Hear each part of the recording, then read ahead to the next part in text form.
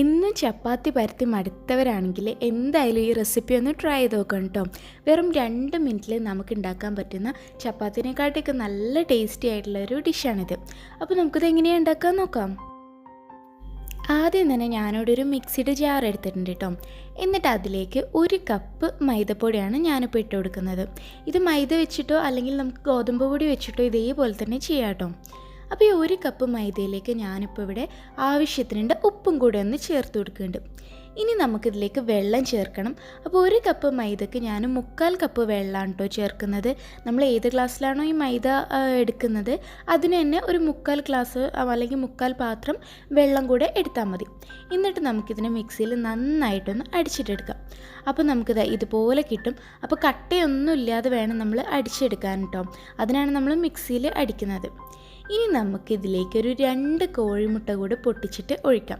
അപ്പോൾ നമ്മളിത് മിക്സിയിൽ അടിക്കുന്ന സമയത്ത് മുട്ട ചേർത്തിട്ട് അടിക്കേണ്ട. ഇതെല്ലാം അടിച്ചെടുത്ത ശേഷം അതിലേക്ക് മുട്ട ചേർത്ത് കൊടുത്താൽ മതി. അങ്ങനെ ആകുമ്പോഴാണ് കൂടുതൽ ടേസ്റ്റ് കേട്ടോ. അല്ലാതെ മുട്ടയും കൂടെ ഇട്ടിട്ട് അങ്ങ് അടിച്ചാൽ അത്രക്കൊരു ടേസ്റ്റ് കിട്ടുന്നില്ല. ഇതുപോലെ തന്നെ ചെയ്താൽ മതി കേട്ടോ. ഇനി മുട്ടയും കൂടെ ചേർത്തിട്ട് നമുക്കിതിനെ നല്ല പോലെ ഒന്ന് മിക്സ് ചെയ്തിട്ട് എടുക്കാം. അങ്ങനെ നമ്മൾ മുട്ടയ്ക്ക് ചേർത്തതായി ഇതുപോലെ നന്നായിട്ട് തന്നെ മിക്സ് ചെയ്തെടുത്തിട്ടുണ്ട് കേട്ടോ. അപ്പോൾ ഈ ഒരു തിക്നെസ്സിൽ വേണം നമുക്ക് കിട്ടാൻ. അപ്പോൾ ഇതിനേക്കാളും കുറച്ചുകൂടെ തിക്കായിട്ടായിരിക്കുന്നുണ്ടെങ്കിൽ വേണമെങ്കിൽ കുറച്ച് വെള്ളം ചേർത്ത് കൊടുക്കാം കേട്ടോ.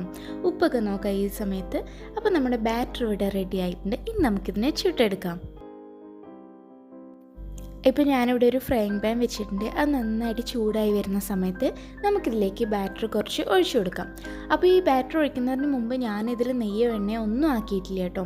നേരെ അങ്ങ് ബാറ്റർ ഒഴിച്ചു കൊടുക്കുക ചെയ്തത്. എന്നിട്ട് നമുക്ക് ഇതേപോലെ ജസ്റ്റ് ഒന്ന് ചുറ്റിച്ചിട്ട് എടുക്കാം. ഇതൊക്കെ നമ്മൾ ചെയ്യേണ്ടത് ചെറിയ തീയിൽ വെച്ചിട്ടാട്ടോ. ഫ്ലെയിം ഒരിക്കലും കൂട്ടി വെക്കരുത്, സിമ്മിൽ തന്നെ വെച്ചാൽ മതി. ഇനി നമുക്കിതിനെ ജസ്റ്റ് കുറച്ച് സമയം ഒന്ന് അടച്ചിട്ട് വെച്ചിട്ട് കുക്ക് ചെയ്യാം. കുറച്ച് സമയം കഴിയുമ്പോൾ ഓപ്പൺ ചെയ്യുക. അപ്പോൾ അതിന് മുകൾ ഭാഗമൊക്കെ കുക്കായിട്ടുണ്ടാവും. എന്നിട്ട് ആ മുകൾ ഭാഗത്ത് ഞാനിപ്പോൾ കുറച്ച് നെയ്യ് ഇതുപോലെ ഒന്ന് ആക്കിയിട്ട് കൊടുക്കുന്നുണ്ട് കേട്ടോ. അപ്പോൾ നെയ്യനെ ആക്കണമെന്നില്ല, നമുക്ക് വേണമെങ്കിൽ വെളിച്ചെണ്ണയൊക്കെ ഒഴിച്ചു കൊടുക്കാം. നെയ്യാണ് എനിക്കൊന്നുകൂടി ടേസ്റ്റായിട്ട് തോന്നിയിട്ടുള്ളത് കേട്ടോ. അപ്പോൾ ഇതേപോലെ നെയ്യ് ആക്കിയ ശേഷം ഇനി നമുക്കിതിനെ ഒന്ന് തിരിച്ചിട്ടിട്ട് കൊടുക്കാം. തിരിച്ചിട്ട ശേഷം നമ്മൾ ഒരു ചട്ടയം വെച്ചിട്ട് ഇതേപോലെ ജസ്റ്റ് ഒന്നിങ്ങനെ പ്രസ് ചെയ്ത് കൊടുക്കുക കേട്ടോ. അപ്പോൾ ഇങ്ങനെ ഇത് കുറച്ചൊന്ന് വീർത്ത് വരാൻ തുടങ്ങും. ഇങ്ങനെ ബബിൾസ് വരുന്ന പോലെ നമ്മുടെ ചപ്പാത്തിയൊക്കെ ഇങ്ങനെ വീർത്ത് വരില്ലേ, അതേപോലെ ഇങ്ങനെ വീർത്ത് വരാൻ തുടങ്ങും. അങ്ങനെ ആവണം. അപ്പോഴാണ് നല്ല ടേസ്റ്റ് ഉണ്ടാവുക കേട്ടോ ഇത്. അപ്പോൾ ഇനി നമുക്ക് ഇതിനെ ഇതുപോലെ ഇങ്ങനെ വെച്ചിട്ട് പതുക്കെ ഇങ്ങനെ പ്രസ് ചെയ്ത് കൊടുത്തിട്ട് ഒന്ന് കുക്ക് ചെയ്തിട്ട് എടുക്കാം. ഇനി നമുക്കിതിനെ വീണ്ടും തിരിച്ചിടാം. ഇപ്പോൾ ഇത് ഓൾമോസ്റ്റ് റെഡി ആയിട്ടുണ്ട്. ഇതിൻ്റെ മുകൾ ഭാഗം കണ്ടോ, നല്ല ക്രിസ്പി ആയിട്ട് വരും. നല്ല കുറച്ചിങ്ങനെ വീർത്ത് വന്ന ആ ബബിൾസും ഒക്കെ ഉണ്ടാവും. കാണാനും നല്ല ഭംഗിയായിരിക്കും. നല്ല ടേസ്റ്റി ആട്ടോ ഇത്.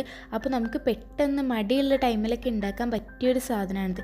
കാരണം ചപ്പാത്തിയൊക്കെ ഉണ്ടാക്കുന്നതിന് പകരം നമുക്ക് മാവ് കുഴക്കുകയോ പരത്തേ ഒന്നും വേണ്ട, പെട്ടെന്ന് തന്നെ നമുക്കിത് റെഡിയാക്കാൻ പറ്റും. ഒരു 2 മിനിറ്റ് കൊണ്ട് തന്നെ നമുക്കിത് റെഡിയാക്കിയിട്ട് എടുക്കാൻ പറ്റും. നല്ല ടേസ്റ്റുമാണ്. അപ്പോൾ നമുക്കിത് കറിയിലേക്കോ അല്ലെങ്കിൽ എഗ് റോസ്റ്റ് അങ്ങനെ എന്തിലേക്ക് വേണമെങ്കിലും കഴിക്കാനും പറ്റും കേട്ടോ. അപ്പോൾ ഇത്രയേ ഉള്ളൂ പണി. എല്ലാവരും എന്തായാലും ഒന്ന് ട്രൈ ചെയ്ത് നോക്കുക. ചിലർക്കൊക്കെ അറിയാവുന്നതായിരിക്കും, ഒരുവിധം എല്ലാവരും യൂസ് ചെയ്യുന്നത് തന്നെ ആയിരിക്കും കേട്ടോ. ഞാൻ അറിയാത്തവർക്ക് വേണ്ടിയിട്ട് ജസ്റ്റ് ഒന്ന് ഷെയർ ചെയ്തു എന്നേ ഉള്ളൂ.